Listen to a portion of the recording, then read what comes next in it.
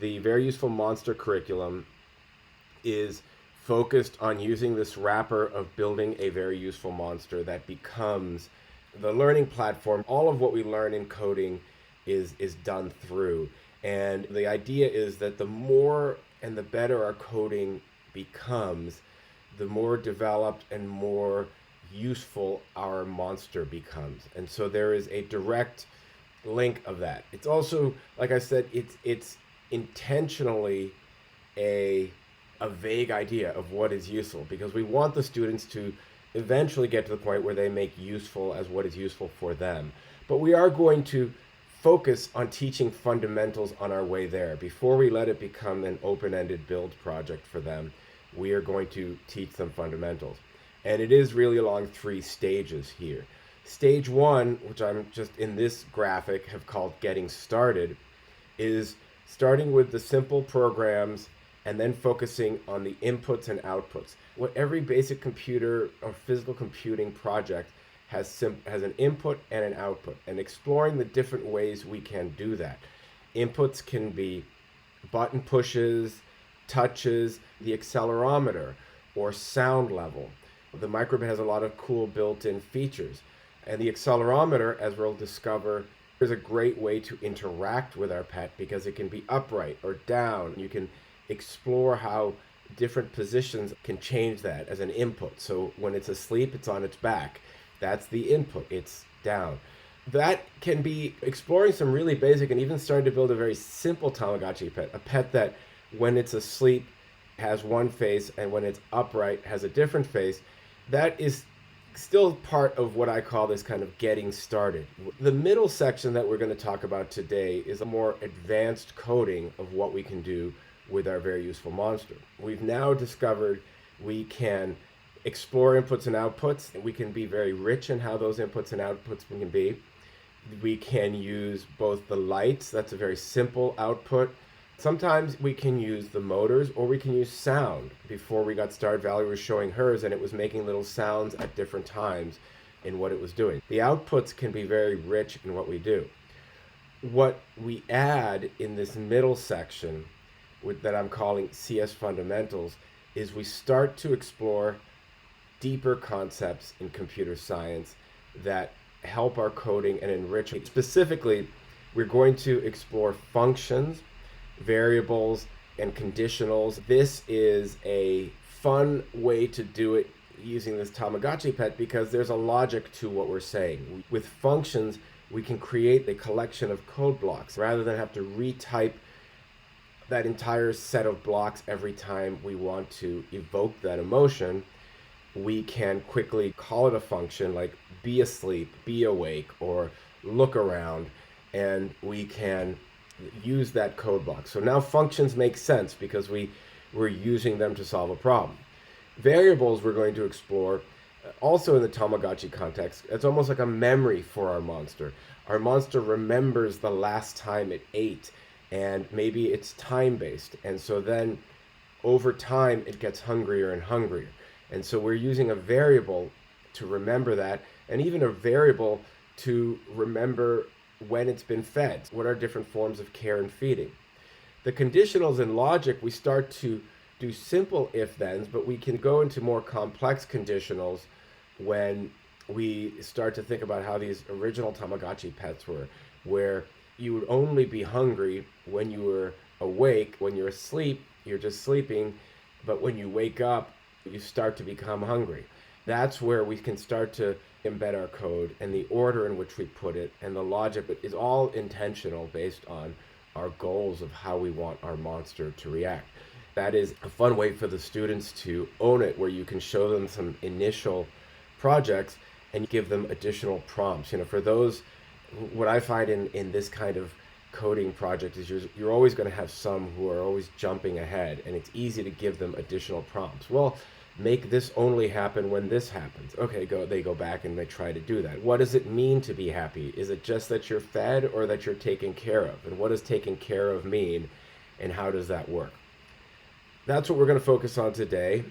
Tomorrow, I'm going to talk about some more advanced extensions of this project. There are really two broad categories of the extensions. One extension that is very powerful, and I've been impressed with the implementation by the microbit this, is using AI. The microbit has a nice little AI framework that takes advantage of the accelerometer, where you train it based on motions with the accelerometer. And we're going to talk about how that applies to our monster and how we can use that with our monster. Design thinking is really just an extension of a lot of the coding we've done before, but to a purpose. If you have the opportunity to do a much longer project with students after school and you want them to not just learn their code but solve a problem, we'll talk about how the area of like therapy robots and how robotics like this monster can be used in very interesting ways and provide interesting prompts for design thinking. But today we are going to focus on this middle section right here, which is what I call the CS fundamentals. And I am going to do that with the big board. I did in the videos that are already posted, and also want to apologize up front. Sometimes this will be a little disjointed because I don't want to be too repetitive with the videos that are already made, but I am going to cover some sections that have been done in those videos so that you can follow along better. If there's a part that you're like, hey, he just jumped over a big part, it's because there's another video out there that covers it. Just wanted to put that as a heads up. I have put a bunch of these links in the chat already. If you're wondering, where's that link again that does this or that, I've posted in the chat. I will also post a Google Drive with the documents. Some of them are linked in the YouTube and other areas, but I'll also create a central repository so it's easier for you to find some of these. So one thing we will be doing here is working with our, okay, so let me just repost these links. I guess posting them before everybody showed up didn't work. All right, I've reposted the links. Anyways, so one thing I wanted to start with is we are going to use our board as our little monster. The primary thing that we're going to do from a building perspective with this board is what I call Mr. Potato Heading it, where we, for this module and for this section, we don't have to build functional components. We're just going to decorate our board as we want it as a monster. And so creating paper templates, using googly eyes, using pipe cleaners to give it some hair are things you can easily do by combining both craft materials and Legos. However, from the standard kit, it is fun to have it stand upright, and so I am going to show a simple design for that. Another thing is we're going to make faces, and we've already, as I said earlier, we're going to start with some code I've already written that has some faces, and we're going to take that further, getting past the simple getting started stuff and into the CS fundamentals. And in this case, I opted to use the NeoPixels along the top as the eyes and the mouth. Now, as Valerie discovered when she tried following along, it gets really confusing and frustrating to do this because we basically have to flip it upside down. So now all our coding and all our project is upside down on our code blocks. So I can look at it, it looks fine like this, but the code blocks are going to be confusing. To get around, I have a worksheet that I've designed that shows what we're working on. It shows the Brickbit, here it is upright, but then I've drawn it upside down so that if I want to draw a face, I can say, for example, I'm going to take this one and draw a nose by doing it like that, and then I'm going to have it smiling, and the smiling is going to look like that. Now, when I code it, I have to turn this around and draw and code it this way. So this worksheet is just an easy way to see what we're doing. That's why I did the worksheet.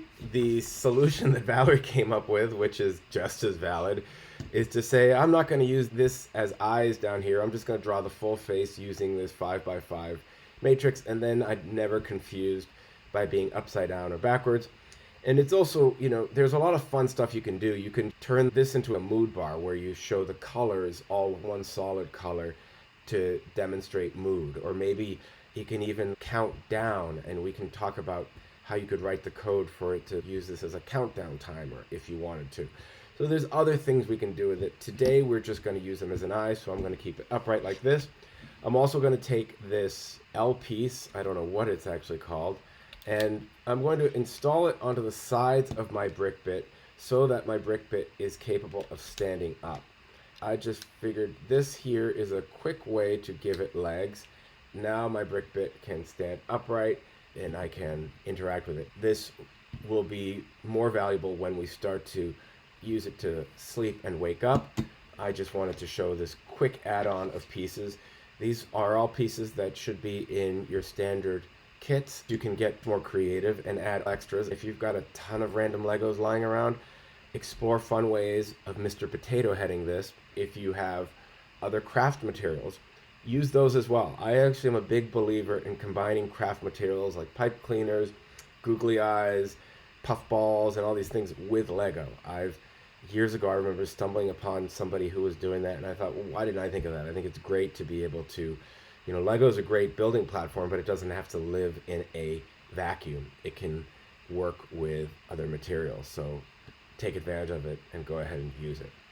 So now I've got it like this, and if I turn on my little monster here, you'll see that there's already a program on here.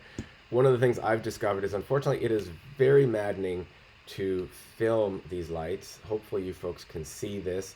Right now there's a little smile there, and there's eyes, little blue eyes there, and I've got it written so that when I push this button, it does a little loop where the eyes look back and forth.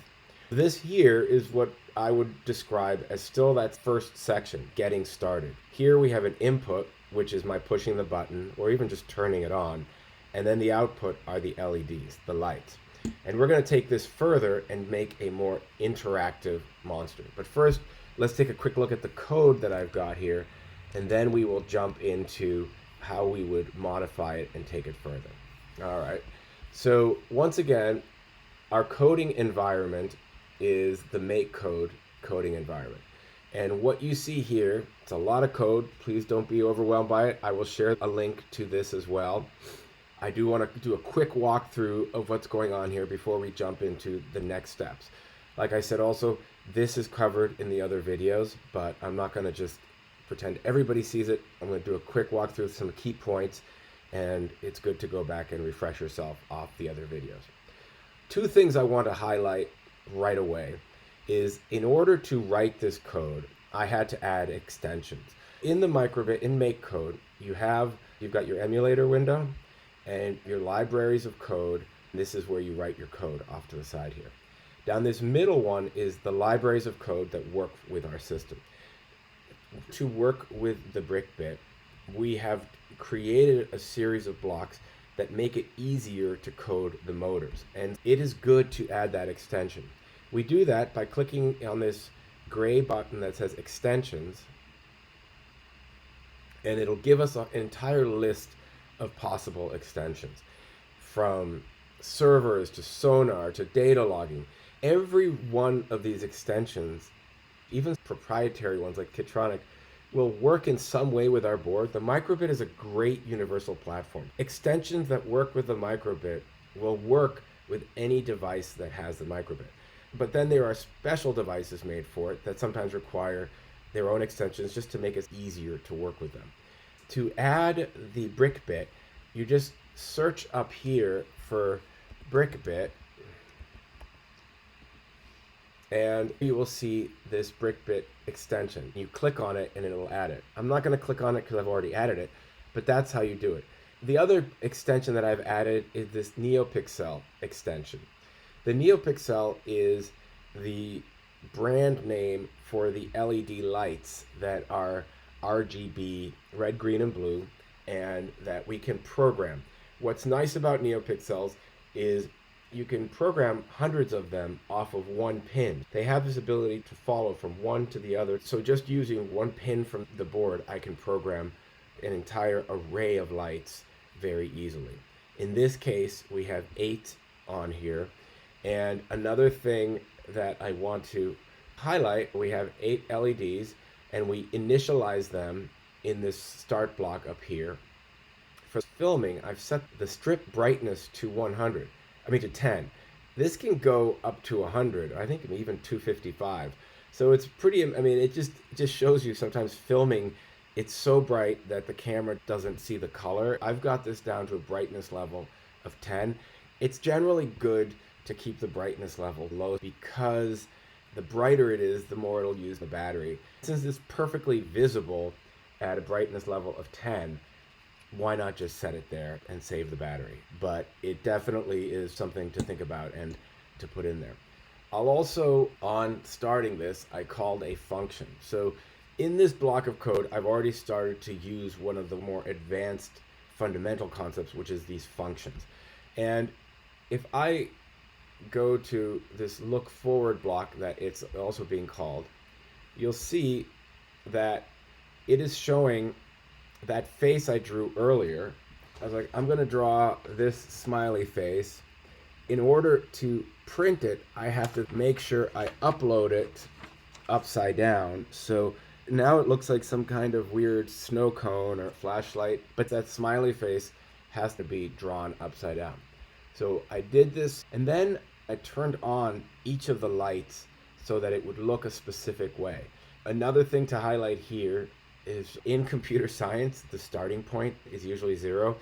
Also, unlike in math, in computer science, the origin is usually the upper left, not the bottom. And so in a math, if you've got mathematics, it's always down in the bottom there.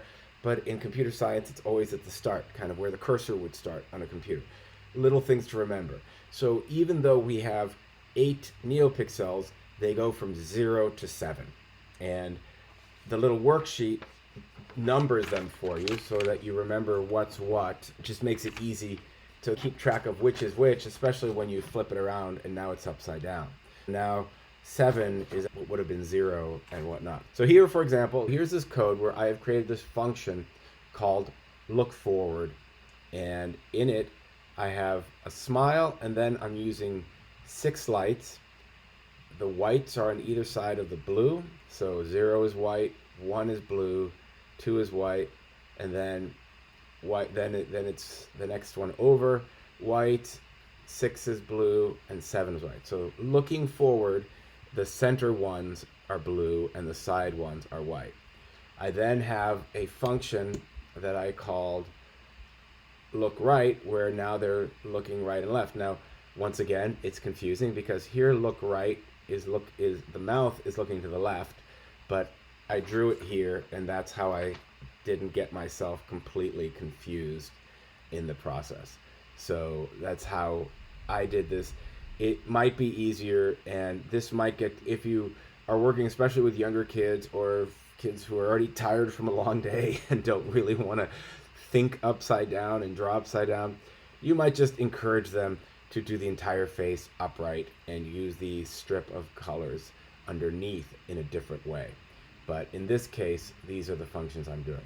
Here I have already described a program that has my little face drawn on it, and I've created a face for looking around, look up, look down, look around.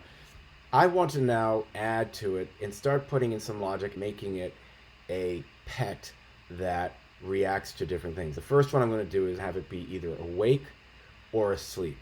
So the first thing I'm going to do is define what it means for this to be asleep. Right now, awake is these blue eyes open, a smiley face, and just sitting there. So I'm going to take my little worksheet, and maybe starting in this little corner, I'm going to say, what does it mean to be asleep? I'm going to maybe still give it its nose, but let's call asleep just a straight line face here.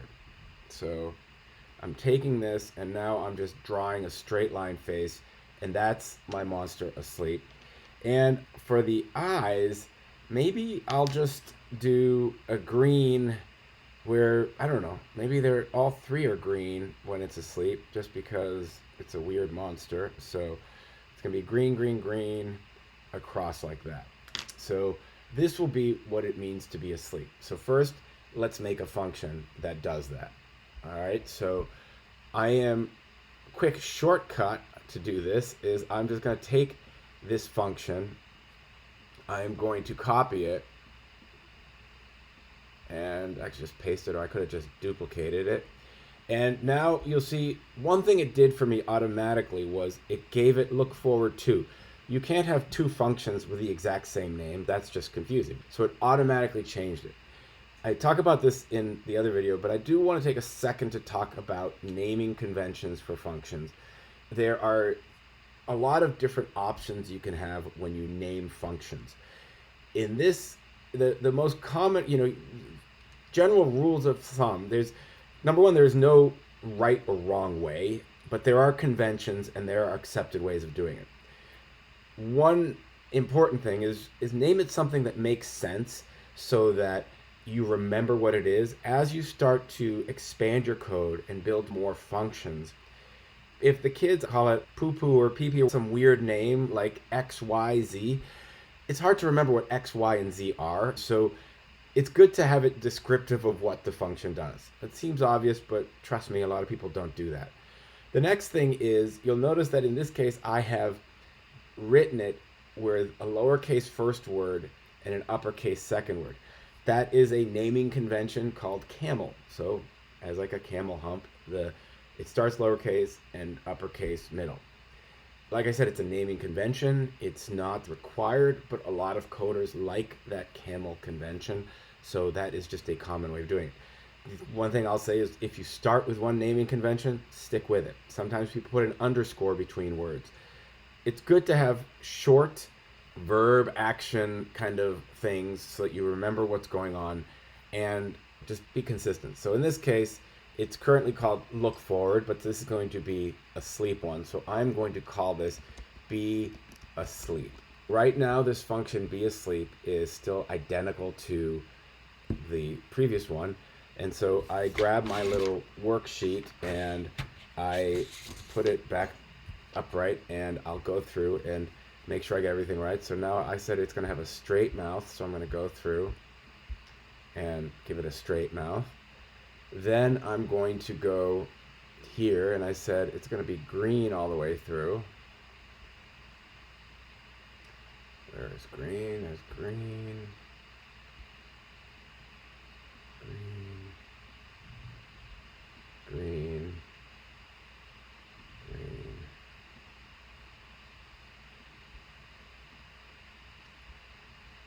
and green. And this last one. So now function be asleep should actually do it as I drew it. So now I have to put in the logic of what happens in be asleep. And right now, I'm just gonna kind of tuck this out of the way and push this here. I've got this on button pressed one here. I am going to go back to my basic blocks and grab a forever loop. Now a forever loop is a series of code that's constantly running in the background. This is good to know because sometimes you want something that just runs once or a few times, but a forever is constantly running in the background. And now I want to add some logic to it. I'm going to say if some event is true, then maybe like if the board is on its back, then call be asleep. If the board is upright, look forward. Or maybe look around and see what happens. Let's do that. I go to my functions here, and I know that first one that's going to do is if the what I want is true, I'm going to call be asleep, and then if otherwise, I'm going to call the function look around. Now we have to put in our logic here. So this is where we are going to now look at the other inputs. We said there's this on its back or upright. Then we can look at the input blocks and see what our options are. So you see there is a number of inputs. There's even an input that says on shake. That's kind of like a forever block waiting for it to be shaken or different things happening to it. Or you can on logo up, do this. The problem is these will show up separately and you can play with how some of these different blocks interact with each other, but This is one of the areas where block-based programming, especially with more complex code, starts to get more complicated. Now, in this case, it says on logo up, on screen up. We could use on screen up. For example, I could say on screen up, call be asleep.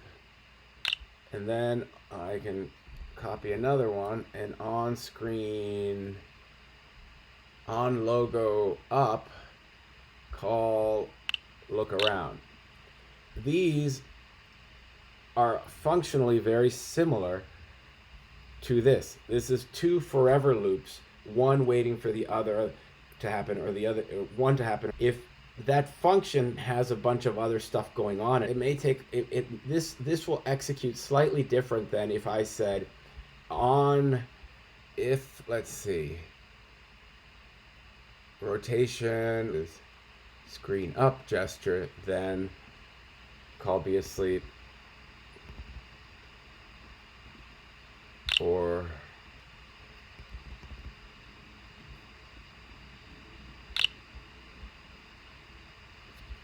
now in this, one big difference is in these two, I'm not sure which one it's going to look at first. If there isn't a lot of stuff running, these two will just constantly go back and forth from each other and it won't be a problem.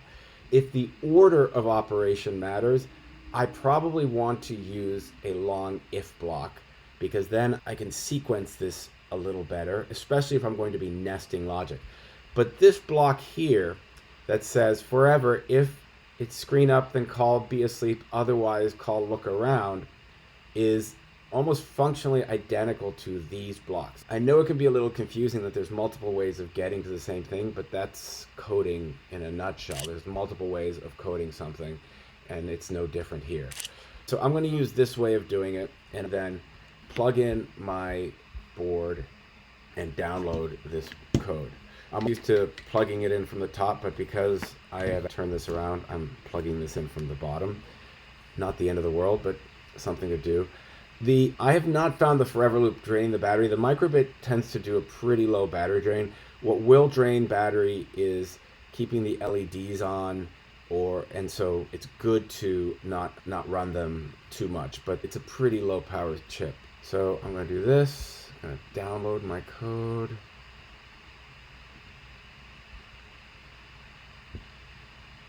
See what happens. The other blocks I showed are effectively forever loops. They just don't call them that. It's good to know what's going on. Here it is. Sleep. I like it with green eyes. It's asleep here. Now if I start to put it upright, oops, you can kind of see it there. Now it's looking around. Very simple loop. Now it's asleep again because I put it on its back. Now I want to add another feature here. We want to talk about it being hungry. I'm going to fly through this code just so that we can show how it works. Then I'm going to open it up for questions so that we can talk about what we've seen here and explore things. To answer the other question that was just posted about the battery, this currently is actually, the back of these use a non-rechargeable set of AAA batteries. The one thing you do have to remember that can get confusing is when you plug in the board, it does give power to the system. So like here I've turned it off on the on-off thing, and now if I plug it in, you'll see that it will wake up and function as it should. One thing that is confusing is the motors draw power from the battery, not from the board. If you have it plugged in and the motors aren't working and your code looks right, it might be that you don't have your board on. You have to turn the board on in order to make sure the motors are working correctly. And so just something to know. You can use power through there and do a lot of coding and exploring. If you're worried about the battery dying, you can do a lot of what we're doing here with it plugged in. That said, because this pet is more fun when it's portable and you can hold it, it's easier to keep it untethered. I personally prefer to keep it untethered. So anyways, let's talk about using variables now and using that as a way of tracking hunger. We've used functions to give it different emotions. Right now it's asleep. It almost looks like something out of Minecraft like this. And let's give it a, let's now explore how we would make it hungry by using variables. First off, number one is I have to design what does hungry look like. All right, so I am going to, before I get to my code, I'm going to get back to my drawing page. I'm going to draw the nose, but this time I'm going to make it like have a little X face that is like a zigzaggy for it being hungry. And gosh, what color? Maybe give it red eyes because it's very unhappy that it's hungry. So that's my monster there. I'm gonna draw that. To code it, I've got to flip it around. Let's take a look at our code blocks here. I'm gonna take this be asleep, and if I click on it, I'm gonna duplicate it, and there's be asleep too, but now I'm gonna be hungry. I said I wanted it to have this like zigzag face. So this is what I'm doing. I actually drew it the other way, so I might as well draw it as I drew it. Okay, that's the mouth. Now the eyes, 0 is white. 1 is red. This one's white. 5 is white. This one's red. And then green. This one is white. Okay, so now I've drawn the face of Be Hungry. If I wanted to take a little step and do it, I might even do just a little code that says, kind of on button A press, show me the face, just to make sure I got it right. But I'm going to jump right into assuming I got it right and looking at my code. So now we are going to do something that we're going to call create variables. And variables are ways of tracking events so that we can use that information later. Events can come in various forms, but we're going to create a variable called hunger that over time the monster will become more hungry. Let's do that by going to our area here, and you'll see this block area called variables. If I click on it, you'll see that there's already 2 variables. There's a count and strip. I'm not sure what the count is used for, but I'm going to make a variable by clicking on make variable, and I'm going to give it a name. I'm going to call it hunger, and go there. Okay, so let's say that on start, when it wakes up, its hunger level is 0. So I'm going to go in there and make sure that hunger is 0. Now I am going to create another forever block. I want it to say that every 5 seconds it gets 1 little bit more hungry. So I am going to go to the forever block here and say change hunger by 1, but I'm going to create a new forever block. I'm going to go to basic forever,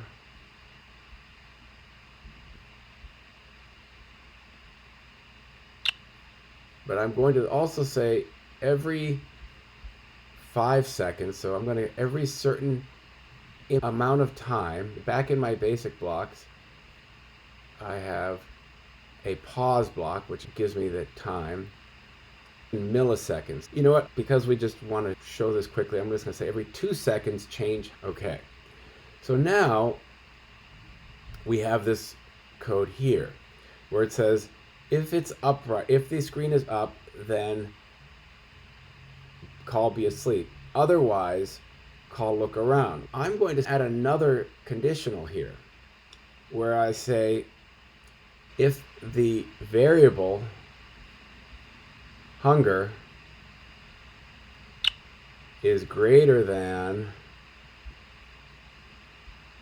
let's say 2, then we're going to call the function. All right. So now just to make it a little easier, I'm also going to say that if button B is pressed, I'm going to reset it. So button B is how I put hunger back to 0. Okay. So it's sitting here asleep. If I put it upright, oh, it's hungry. So if I push it back, it's now looking around again for a few seconds until it's hungry again. It's a little confusing in this image. It's got the microphone on, so it looks like there's an extra light going on in there. The code I'm using shows the microphone on, and that's what that extra little appendage is. So that is the quick example of the code, and wanted to give a little bit of time for some Q&A here. Sorry if the screen was not clear. I will share a link to this same code as well for everyone. Are there any questions on what we've done thus far and other ways we can extend this? The next step is to really just start adding layers of embedded logic or helping them put, different things that make it happy, sad, even enhancing their functions. Like, oh, maybe it makes a sound when it does this, maybe it does that. And how does the order of which I code this change it? So yeah, go ahead if you have a question. Go ahead.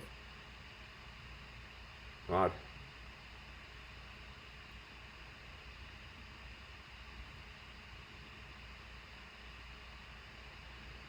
It is true that organizing code blocks gets a bit unwieldy. One of the limitations of a block-based programming language is, you know, if you have a screen and you can zoom in and out or just put them off to the side and navigate around, it makes it easier to organize. Once you get to text-based languages, this kind of thing becomes a lot easier to follow. The students have to be ready for that. I mean, like if I just kind of toggled here between the two on my code engine. Let me just show you this. And in Python, that same code is, you define your variables, you define your functions up front. This is what it is. Then you define what happens on button pressed. These are all the definitions, and then the actual code is, on forever. There's a few simple logic loops that are running. And that is, like I said, a challenge of block-based programming in general. Can sometimes be harder to see everything. But for the younger students, it's really the best way to go. It makes a lot of sense, Valerie, to organize your inputs and the functions. Sometimes I'll put the functions along the bottom. I did the inputs there, and then the functions along here, kind of like a grid, and then I did the big what if over here. Can you show your version of it? Because I think yours is a fun little variant of it. No, not the code, but actually your physical monster.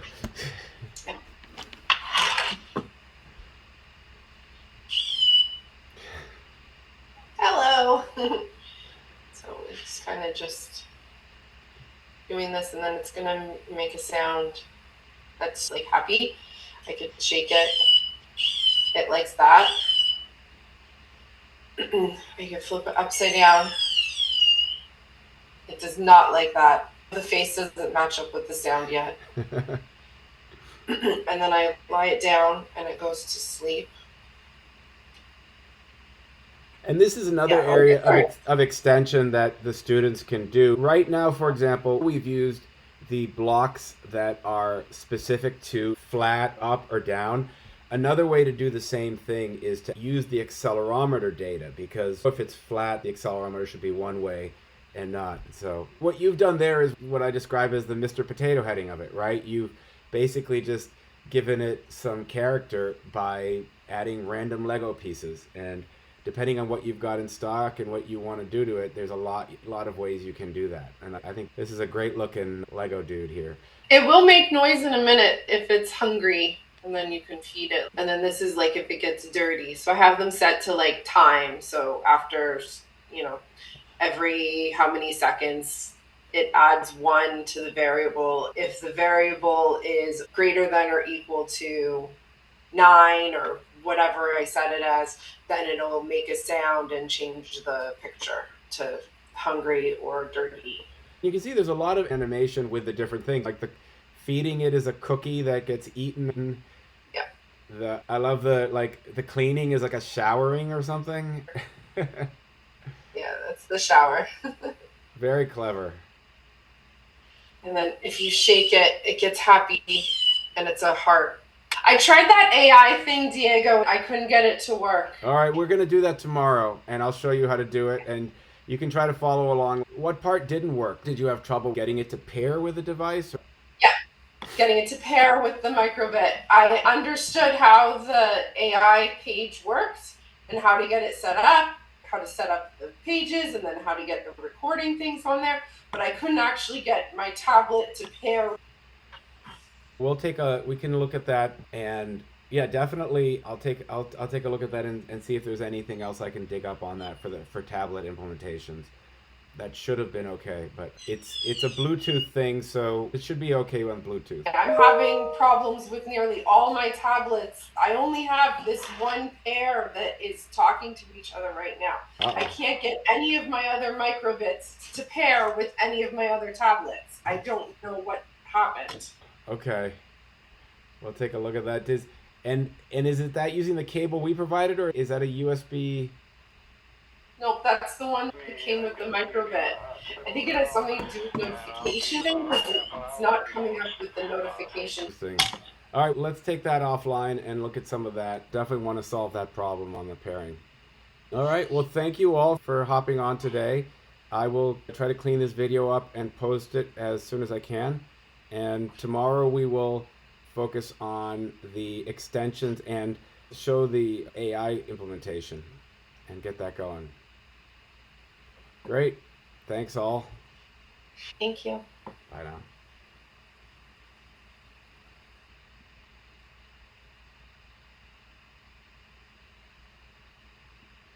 Recording stopped.